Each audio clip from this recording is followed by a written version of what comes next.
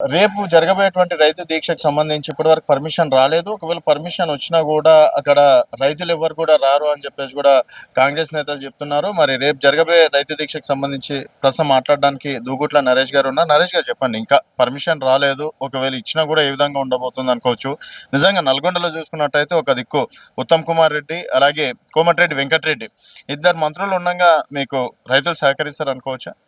రైతులు సహకరించాల్సిందండి. రైతులకు ఇచ్చిన హామీలు నెరవేరకపోతే రైతులు సహకరిస్తారు. రైతులకు ఏం హామీ ఇచ్చారు? డిసెంబర్ 3 తర్వాత ఇస్తే నేను 15,000 ఇస్తా, డిసెంబర్ 3 ముందు అయితే 10,000 వస్తాయి, మీకు ఏది కావాలని చెప్పి ప్రజలను అడిగిన రేవంత్ రెడ్డి గారు. మరి వాళ్ళే ముఖ్యమంత్రి అయ్యారు కదా, వాళ్ళే ఎమ్మెల్యేలు అయ్యారు కదా, వాళ్ళే మంత్రులు అయ్యారు కదా, గదే అడుగుతారు రైతులు. ఈ కొత్తగా అడిగేది ఏం లేదు. మీరు ఇచ్చిన హామీలు ఏదైతే ఉన్నాయో గవే అడుగుతా ఉన్నారు.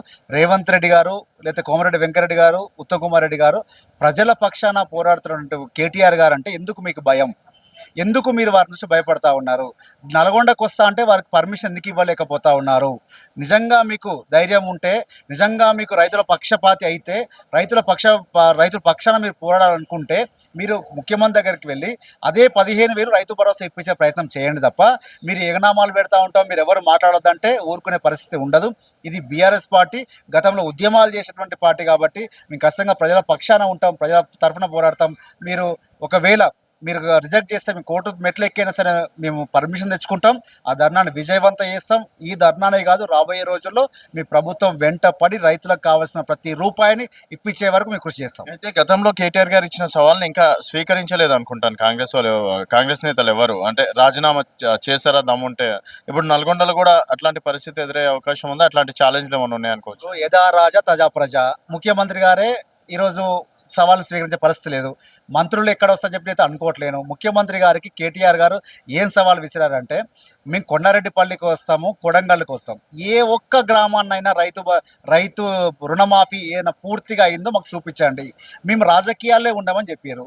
అది చేతగాక, అది చూపించడం చేతగాక ఈరోజు ఏం మాట్లాడుతూ ఉన్నారు? రైతు ధర్నాకు వస్తూ ఉంటే, రైతు భరోసా ముందుకు వస్తూ ఉంటే వారి మీద కేసులు పెట్టే ప్రయత్నం చేస్తూ ఉన్నారు, ఈడీని పంపించే ప్రయత్నం చేస్తూ ఉన్నారు, ఏసీబీని పంపించే ప్రయత్నం చేస్తూ ఉన్నారు. ఏది ఏమైనప్పటికీ కూడా మేము ఒకటే అనుకుంటా ఉన్నాం, ప్రజల పక్షాన పోరాడే బీఆర్ఎస్ పార్టీ కాబట్టి డెఫినెట్గా మేము ప్రజల పక్షాన ఉంటాము, రైతుల పక్షాన ఉంటాము. కాబట్టి ఈ రోజే కాదు, మొన్న జరిగినటువంటి షాబాద్లో బ్రహ్మాండంగా విజయవంతమైంది కాబట్టి ఈరోజు రేవంత్ రెడ్డి గారు భయపడే పరిస్థితి ఉంది. అంటే ప్రజలంతా కూడా బీఆర్ఎస్ వైపు మళ్ళీ మళ్తా ఉన్నారు, బీఆర్ఎస్నే కోరుకుంటా ఉన్నారు. కాబట్టి ఇప్పుడు ఇబ్బందికర పరిస్థితి వస్తుంది, స్థానిక సంస్థలు ఇబ్బందికర పరిస్థితి అని చెప్పి మీరు అనుకుంటా ఉన్నారు. కాబట్టి నేను ఏమంటా ఉన్నాను, మీరు 100 రోజుల్లో ఏదైతే హామీలు నెరవేరుస్తామని చెప్పారో అవి తూచా తప్పకుండా పాటించమని చెప్తా ఉన్నాం, వాటిని నెరవేర్చమని చెప్తా ఉన్నాం. కామారెడ్డి బీసీ డిక్లరేషన్ని ఇంప్లిమెంట్ చేయమని చెప్తా ఉన్నాం. స్థానిక సంస్థల ఒకవేళ ఎలక్షన్లు కనుక మీరు రిజర్వేషన్లు ఖరారు చేయకుండా చేస్తే ఖచ్చితంగా మీకు నెగిటివ్ వచ్చే అవకాశం ఉంది. మీకు ప్రజలంతా ఖచ్చితంగా కరుగాల్చి వాత పెడతారు, బీసీలంతా ఏకమవుతారు. మీరు ఇచ్చిన హామీకి మళ్ళీ మోసపోవడానికి సిద్ధంగా లేని చెప్పి చెప్తా ఉన్నాను. డెఫినెట్గా వస్తారండి. రైతులకు స్వచ్ఛంద వచ్చేదే రైతులు స్వచ్ఛందంగా, అది పార్టీకి సంబంధం లేదు. ఒక పార్టీకి సంబంధించిన రైతులు అనేది అసలు ఏ పార్టీకి సంబంధించిన వాళ్ళు ఉండకూడదని వీళ్ళ ఉద్దేశం. ఏ పార్టీ అంటే ఆ రైతు పలానా పార్టీలో కనబడద్దు, పలానా మీటింగ్లో కనబడద్దు, అట్లాంటి వాళ్ళు రైతులు అని చెప్పి ఎవరన్నారు చెప్పండి?